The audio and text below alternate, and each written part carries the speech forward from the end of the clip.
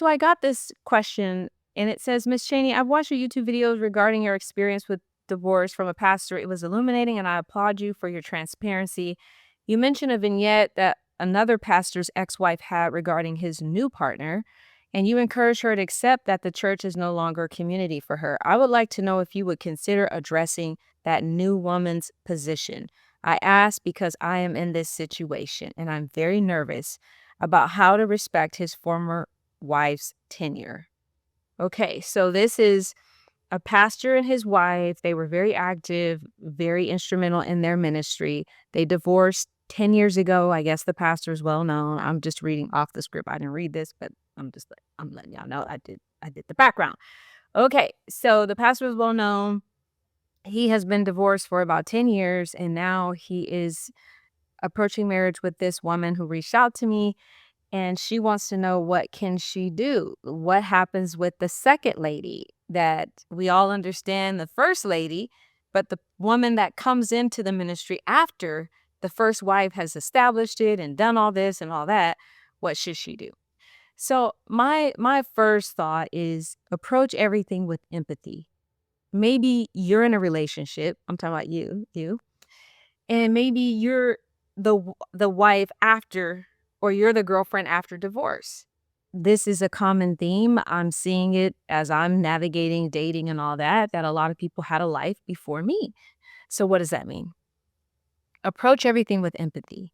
See things from another person's viewpoint. Sit in their shoes. See it from that pastor's wife investing 20, 30 years of her life into this ministry and it being no more. Like, feel what that feels like and allow that to be your guide. I think it's very important that if you are coming into a public situation, that you have a level of confidence about you, that you know who you are. You get in therapy. You need a safe space to process some of these nuances because you've never been this way before. The congregation has likely never been this way before. And there are expectations, spoken and unspoken, and you'll have to navigate that. You'll have to know how to walk in a room and be who you are, 10 toes down, without wondering, well, what did the first wife do? And how can I compete with her? Or how can I match that? Or I forget all that. Like, the world is brand new now. It's your world. You're in it. You met a man. You love the man. You want to spend your life with him.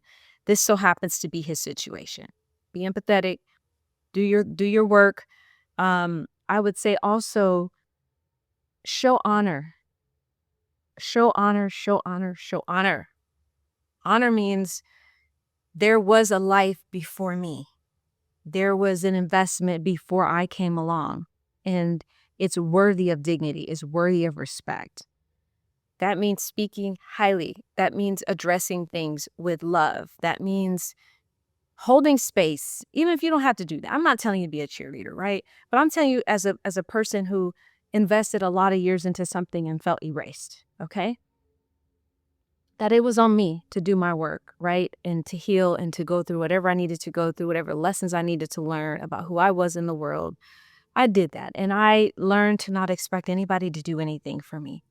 But when people did show me honor for what I contributed, it meant a lot to me. It just did. And honor doesn't have to be super public and telling everybody and being a cheerleader and all that. Live your life.